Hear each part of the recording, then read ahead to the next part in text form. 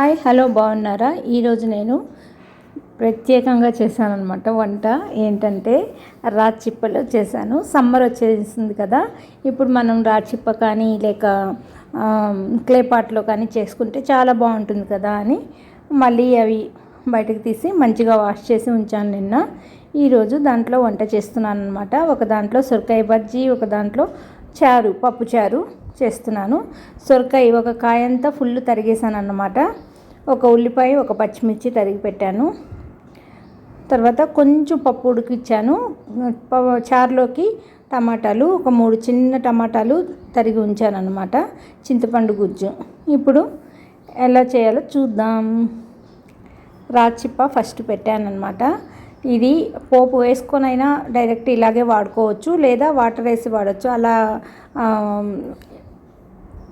Water వేసే వెలిగించాలని ఏం లేదు, నార్మల్గా ఎలా అయినా యూస్ చేయొచ్చు. నేను ఒక 5 ఇయర్స్ నుంచి వాడుతున్నాను. అంటే రెగ్యులర్గా కాదు, సమ్మర్ అంతా వాడతాను, మళ్ళీ లోపల పెట్టేస్తాను అనమాట. సమ్మర్లో ఎక్కువ ఇష్టపడతాను ఇవి చేయడానికి. అందుకని ఇప్పుడు పోపు వేయడానికి ఫస్ట్ ఆయిల్ వేసాను అనమాట. దీంట్లో వచ్చి ఇది చారు పెడుతున్నాను. ఒకటి చారు పెడుతున్నాను చిన్న సైజుది. ఇది వచ్చి సొరకాయ బజ్జీ చేస్తున్నాను అనమాట. పోపు దినుసులు వేసాను. ఆవాలు, జీలకర్ర, మినపప్పు, శనగపప్పు. యాజ్ యూజువల్ పోపు దినుసులు అంటే సరిపోతుంది కదా అనేసి పోపు దినుసులు అంటున్నాను అనమాట. అవి వేసేసాను. ఒక 2-3 స్పూన్స్ ఆయిల్ వేసాను, చిన్న స్పూన్ కాబట్టి. నెక్స్ట్ ఇప్పుడు దీంట్లో సొరకాయ, నేను ఒక ఫుల్ సొరకాయ తీసేసుకున్నాను. ఎందుకంటే మార్నింగ్ అన్నంలోకి ఉంటుంది, ఈవినింగ్ చపాతీ కానీ పూరి కానీ ఏది చేసినా ఉంటుందనేసి. ఇప్పుడు ఈ చిన్న దాంట్లో చిన్న రాచిప్పలో నేనేం చేస్తున్నానంటే కొంచెం పప్పు ఉడికిచ్చాను కదా, పప్పు వేసాను. 3 టమాటాలు తరిగిన ముక్కలు ఉన్నాయి కదా, అవి వేసేసాను. మంచిగా బాయిల్ అయ్యాక మనం కొంచెం చింతపండు గుజ్జు, చారు పొడి, ఉప్పు, పసుపు, ఇంగువ అన్నీ వేసేస్తే చారు రెడీ అయిపోతుంది, పప్పు చారు. దీంట్లో పోపు వేసాను, ఇంగు వేసాను. సొరకాయ బజ్జికి నేను ఓన్లీ ఒక్క ఉల్లిపాయ మాత్రమే తరిగాను. పచ్చిమిర్చి, అంటే ఉల్లిపాయ వేస్తేనే టేస్ట్ బాగుంటుంది. పుల్ల బజ్జి అనేది చాలా టేస్టీగా ఉంటుంది. పప్పు వేసేదానికన్నా పప్పు వేయకుండా చేస్తే సొరకాయ బజ్జి చాలా బాగుంటుంది అన్నమాట. అన్ని ముక్కలన్నీ వేసేసాను. తర్వాత ఉప్పు, పసుపు వేసి మూత పెట్టేస్తే కొంచెం బాగా ఉడుకుతుంది, మగ్గుతుంది. ఇక్కడ చూసారా, ఆల్రెడీ ఉడికిపోయింది. టమాటా, పప్పు ఉడుకుతుందన్నమాట. ఇప్పుడు మనం దాంట్లో చారు పొడి వేసుకోవాలి. నేను పప్పు కొద్దిగా కుక్కర్లో పెట్టి ఉంచానన్నమాట. అంటే అన్నం పప్పు పెట్టేశాను, ఓపిక లేదని కుక్కర్ పెట్టాను, లేకపోతే డైరెక్ట్గానే వండుతానన్నమాట. సరే, ఇంకా దీంట్లో చేద్దాము. పప్పు కొంచెమే పెట్టాను కాబట్టి చారులో వేసేద్దాము, పప్పు చారు బాగుంటుంది. సొరకాయలో వేస్తే అంత టేస్టీగా ఉండదని చెప్పి సొరకాయ పుల్ల బజ్జీ పప్పు చారు లాగా చేశాను అనమాట. చూసారా, ఉప్పు, పసుపు వేసి మూత పెట్టేద్దాం. దీంట్లో కూడా ఉప్పు వేస్తున్నాను, చారులో కూడా. చూసారా, అది చిన్న స్పూన్ కాబట్టి 2 స్పూన్లు వేసాను. చెక్క స్పూను చిన్నదనమాట. అప్పుడే చాలా ఎక్కువ వేసేసాను అనుకోవద్దు, తక్కువ వేసాను. చిన్న స్పూన్స్ కాబట్టి 2-3 సార్లు పడుతుంది. ఇది చారు పొడి వేస్తున్నాను. ఇంట్లో చేసుకున్న చారు పొడి చాలా మంచి వాసన వస్తుంది. నేను 1 వీక్ ఒకసారి చారు పెట్టేదన్నమాట. అందుకనే ఈరోజు రాచిప్పలో పెడుతున్నాను కదా, వెరైటీగా మంచి స్మెల్, సీసా మూత తీయగానే మంచి స్మెల్ వస్తుందన్నమాట. ఈ మధ్య వీడియో తీయడానికి అవ్వట్లేదు. చారు పొడి, సాంబార్ పొడి ఇవన్నీ చేశాను, వాటికి నేను వీడియో తీయలేదన్నమాట. ఎవరికైనా ఇంట్రెస్టెడ్గా నా సాంబార్ పొడి, చారు పొడి కావాలంటే చెప్తే నేను ఈసారి కంపల్సరీ వీడియో తీసి పోస్ట్ చేస్తానన్నమాట. ఒక్కసారి మంచిగా కలిపేసుకొని మూత పెట్టేసామంటే మంచిగా ఉడికిపోతుంది. చాలా టేస్టీగా ఉంటుంది సొరకాయ బజ్జీ. దీంట్లో నంచుకోవడానికి వడియాలు కానీ అప్పడాలు కానీ ఉంటే ఆహా ఏమి ఇంకా అన్నట్టు. నాకైతే చాలా ఇష్టము, మా ఇంట్లో వాళ్ళకి ఇష్టము. చూసారా ఎంత మంచిగా ఉడుకుతుందో. నేను సిమ్లోనే ఉంచానన్నమాట, చాలా తక్కువ మంటలోనే ఉడుకుతుంది. ఇప్పుడు చింతపండు గుజ్జు వేసాను.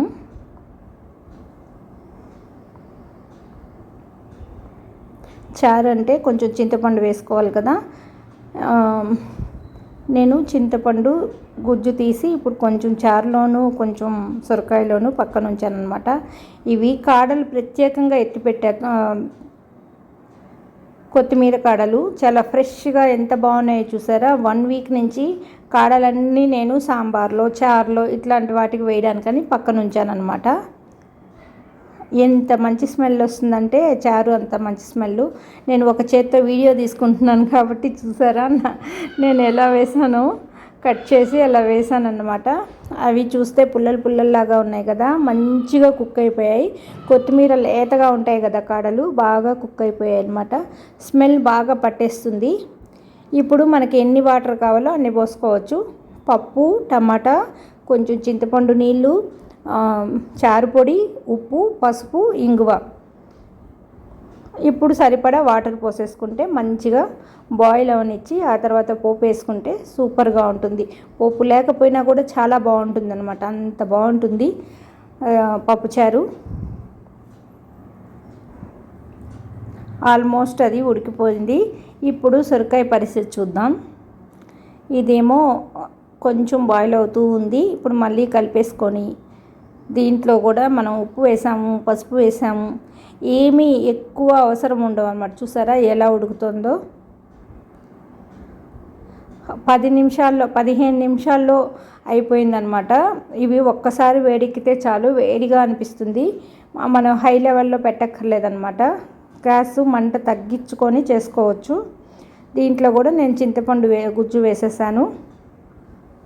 నేను సాంబార్ పొడి చేశాను అని చెప్పాను కదా, అది ఒక 2 స్పూన్స్ వేసాను. ఎక్కువ క్వాంటిటీ మిర్చి వేసి చూసారా సాంబార్ పొడి చేసిన ఇది. అది ఎక్కువ శాతం దీంట్లోనే మిరపకాయలు వేసేస్తాను అనమాట. కేజీ మిరపకాయల దాకా వేసేసి నేను సాంబార్ పొడి వేసుకున్నాను అనమాట. అందుకనేసి కారం ఎక్కువ ఉంటుంది కాబట్టి ఇదే 2 స్పూన్స్ వేసేస్తాను. చాలా టేస్టీగా ఉంటుంది, స్మెల్ కూడా బాగుంటుంది.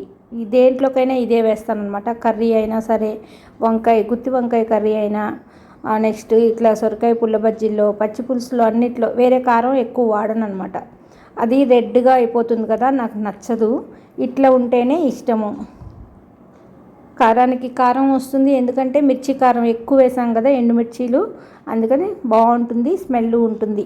అన్ని పప్పులు కూడా వేసి ఉంటాం కదా, మంచి స్మెల్తో ఉంటుంది కాబట్టి మంచిగా ఉడుకుతోంది. నెక్స్ట్ నేను దీంట్లో కొత్తిమీర ఆకుల్లా ఉండేవి దీంట్లో వేసాను. కాడలు వచ్చి చారులో వేసాను అనమాట.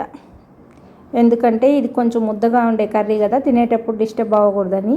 కాడలు చారేమో ఇట్లా వేసుకుంటాం కాబట్టి గెరెటితోటి కాడలు పక్కకు నెట్టేసి మనం వేసుకోవచ్చు కదా అనేసి అలా వేసాను. ఎంత స్మెల్ వస్తుందో. మా వారు సాంబార్ చేస్తున్నావా అని అడిగారు. అంత మంచి స్మెల్ అనమాట. సాంబార్ పొడి కుక్ అయ్యి ఆ స్మెల్ అలా వాకిట్లోకి వస్తుందన్నమాట. ఈరోజు సాటర్డే కాబట్టి దీపం 7 ఒత్తులతోటి దీపం పెడతానన్నమాట నేను కంపల్సరీ. అంటే డైలీ దీపం పెడతాము, ఆగ్నేయ దీపం అనేది పెడతాను నేను. కానీ ఈ సాటర్డే రోజు సాటర్డే 7 ఒత్తులు వేసి దీపం పెడతాను. అది చూపిస్తున్నాను అనమాట. చూసారా చారు రెడీ అయిపోయింది. రసం ఇప్పుడు మనం పోపు వేసుకోవాలి. చూసారా కొత్తిమీర ఎలా ఉడికిపోయిందో, ఆ స్మెల్ అలా పట్టేసింది మంచిగా కదిపేసి మళ్ళీ ఒక 5 మినిట్స్ ఉడకనిద్దాం. కొంచెం బెల్లం వేస్తే ఎంత టేస్ట్ ఉందంటే, సొరకాయ బజ్జీలో ఎప్పుడు చెప్తుంటాను కదా, చింతపండు వేసే వాటికి మనం ఆ ఐటమ్స్కి కొంచెం బెల్లం ముక్క అనేది యాడ్ చేస్తే టేస్ట్ చాలా ఇంక్రీజ్ అవుతుంది. ఇంకా మెంతులు, చింతపండు వేసే దాంట్లో మెంతులును బెల్లం ముక్క ఒకటి అని వేసామనుకోండి మంచి టేస్ట్ ఉంటుందన్నమాట. చారులో పోపు వేస్తున్నాను. చారులో పోపు చాలా ఈజీ. ఆవాలు, జీలకర్ర, ఎండుమిర్చి వేసుకోవచ్చు, ఇంగువ. నాకు అక్కడ అవైలబుల్ లేకపోతే ఎండుమిర్చి వేయను అనమాట. తుంచి అప్పటికప్పుడు వేయాలి కదా అనేసి అవాయిడ్ చేస్తాను. ఆవాలు, జీలకర్ర, ఇంగువ, ఒక 2 మెంతులు వేయచ్చు. మంచి టేస్ట్, స్మెల్ ఉంటుంది. చూసారా ఇంకా కూడా ఉడుకుతుందన్నమాట. మనం పక్కకు తీసి ఉంచాను. ఇప్పుడు దీన్ని మనం పట్టకారతో పెట్టలేం కాబట్టి ఒక క్లాత్ తోటి ఇలా పట్టుకొని పక్కన పెట్టుకోవాలి కాబట్టి నేను అది ఆ క్లిప్పింగ్ తీయలేదు. భద్రంగా పెట్టుకోవాలి కాబట్టి అంత వెయిట్ ఏమి ఉండవండి. లావు పెద్ద గిన్నెలు ఉండే అంత వెయిటే ఉంటుంది, కుక్కర్ వెయిటే ఉంటుందండి. కానీ మనకు దీంట్లో చేసుకుంటే ఎంత ఆరోగ్యము, ఎంత మంచిగా ఉంటుంది టేస్ట్. అందుకని ఈ సమ్మర్ అంతా యాక్చువల్గా ఎప్పుడు నేను ఒక 4-5 ఇయర్స్ నుంచి చేస్తూ ఉన్నాను సమ్మర్లో మటుకు. మళ్ళీ మంచిగా కడిగి తుడిచి లోపల పేపర్ చుట్టి పెట్టేస్తాను. చూసారా పోపు వేస్తున్నాను దీంట్లో. ఇంత స్మెల్ గుమాలిస్తోందన్నమాట. మంచి స్మెల్, చారు వాసన. అంటే చారు తక్కువ చేస్తాను కాబట్టి ఎప్పుడో పెడతాను కదా. చారు పెడుతున్నావా, టమాటా చారు పెడుతున్నావా అంటే పప్పు వేసి చారు పెడుతున్నాను. అంటే మామూలుగా చింతపండు టమాటాలు వేసే పెడతాం కదా ఎక్కువ. ఈరోజు పప్పు వేసాను కాబట్టి మంచిగా స్మెల్. నీకు హోటల్స్, చెన్నై హోటల్స్ సాంబారు రసం ఎలా ఉంటాయో అంత టేస్ట్, అంత స్మెల్ వచ్చిందనమాట కొత్తిమీర కాడలతోటి. ఆ రైస్ చూసారా, ఆ గిన్నె అలా అంత పెద్దగా ఉంది, దాంట్లో హాఫే అన్నమాట.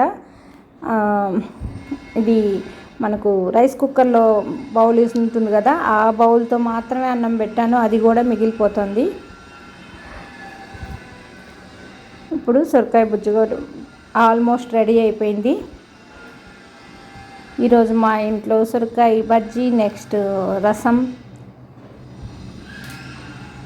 చాలా టేస్టీగా, ఇంట్రెస్టింగ్గా, ఎందుకంటే నాకు ఇష్టం యాక్చువల్గా సొరకాయ బజ్జీ. పిల్లలకు కూడా ఇష్టం, ఎందుకంటే నాకు ఇష్టమైనది ఎక్కువ చేస్తాను కదా. ఇష్టమైందంటే మా ఫ్యామిలీలో అందరికీ ఇష్టం కాబట్టి నేను కూడా అది కంపల్సరీ చేస్తాను. అందుకని చూసారా, ఇది ఇలా ఉండేంత వల్ల ఇంకొంచెం డెలిషియస్గా పిల్లలు ఇంట్రెస్టింగ్గా తినేస్తారు. ఇలాగే టేబుల్ మీద పెట్టేస్తే ఇష్టంగా తింటారనమాట. ఇంత చేసినప్పుడు దాంట్లోకి మనం కొంచెం ఇది ఉండాలి కదా. అందుకని అప్పడాలు కానీ వడియాలు కానీ వేయించుకుంటే బాగుంటుంది. సరే అప్పడాల ప్యాకెట్ ఉన్నది, సరే ఒక 4 వేయించేద్దాం అని చెప్పి ఇలా పెట్టాను. అప్పడాలు వేయించేసుకుంటే ఫుల్ లంచ్ అయిపోతుంది. చెప్పాను కదా, నేను వారానికి 2 రోజులు లంచ్ ప్రిపరేషన్ బాగా ఉంటుంది మా ఇంట్లో. అంటే సాంబారు, పప్పు, కూర, పచ్చడి అన్నట్టు. ఆ తర్వాత ఒకరోజు దోశ ఫుల్, మధ్యాహ్నం లంచ్లోకే దోశలు తింటాము, ఒకరోజు ఇడ్లీ తింటాము, ఒకరోజు పూరి తింటాము. ఇట్లా వెరైటీగా అన్నమాట. అందుకని ఇట్లా ఆ 1 వీక్లో 2 డేస్ ఇలా లంచ్ ఉంటుంది కాబట్టి ఇట్లా మంచిగా నేను అప్పడాలని, పప్పు, చారు ఇట్లా చేశానంటే మనం అన్నీ తిన్నామనే ఫీలింగ్ కూడా ఉంటుంది కదా. డెలిషియస్గా ఉంటుంది, ప్లేట్ నిండుగా ఉంటుంది, కొంచెమే తింటాము, అన్ని వెరైటీస్ ఉన్నట్టు ఉంటాయని చెప్పి అలా చేస్తాను. ఇప్పుడు ఫ్రై అయితే చేయలేదు, కూర మాత్రమే చేయలేదన్నమాట.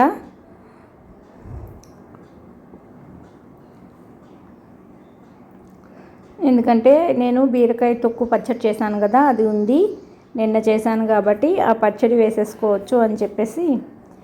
చూసారా, వడియాలు పెట్టాలి, వడియాలు పెడితే బాగున్ను, ఒప్పుకుండట్లేదు. ఇవి చాలా బాగున్నాయన్నమాట ఈ వడియాలు. సరే అవి కూడా 4 వేయించేస్తున్నాను. చారులోకి, సాంబార్లోకి, ఇలా పుల్ల బజ్జీల్లోకి, వాటిల్లోకి వడియాలు అనేది మస్ట్ ఉంటేనే బాగుంటుందన్నమాట. లంచ్ తిన్నట్టు ఉంటుంది. నాకైతే అలానే అనిపిస్తుందండి. మీకు ఎంతమందికి అలా అనిపిస్తుందో నాకు తెలియదు కానీ.